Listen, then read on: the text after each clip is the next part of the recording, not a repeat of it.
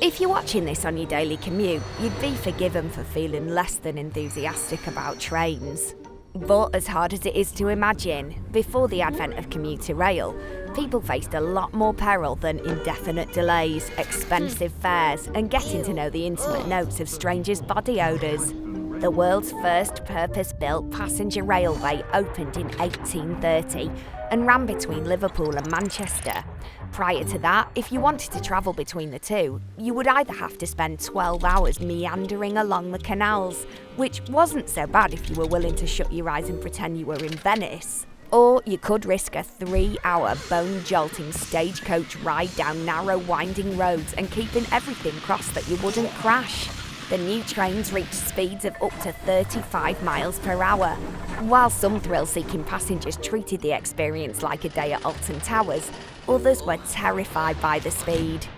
An early passenger, Charles Young, said, "In less than 5 minutes off, we went like a shot from a gun. No sooner did we come to a field than it was a mile behind us." Nobody tell Charles about the Shanghai Maglev, which, with speeds of up to 267.8 miles per hour, is the fastest train in the world. It's hard to imagine how impressive this new invention was to early adopters. Actress Fanny Kemble described the romanticism of it. "You can't imagine how strange it seemed to be journeying on thus, without any visible cause of progress other than the magical machine, with its flying white breath and rhythmical unvarying pace."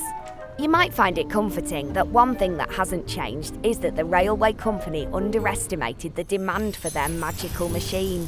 Having budgeted for a daily quota of 250 passengers, the railway regularly found itself carrying more than 4 times that many. One thing us modern commuters should perhaps be grateful for, although first-class passengers on the early trains had covered carriages, everyone else was exposed to the elements. At least now we all get a roof.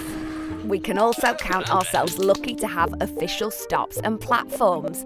At first, stops were by request, but that quickly became inconvenient. You can probably guess why. And with no raised platforms, passengers boarded the train at track level. Definitely not a risk you'd take today. While the rail network wasn't, and still isn't perfect, it's easy to forget just how revolutionary it actually was.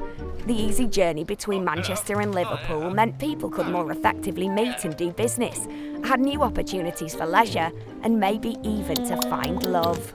Knowledge and ideas could also be communicated more quickly than ever before with the transportation of newspapers and mail.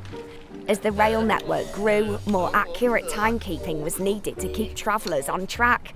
Clocks around the country were synchronised and standardised, and railway time ruled.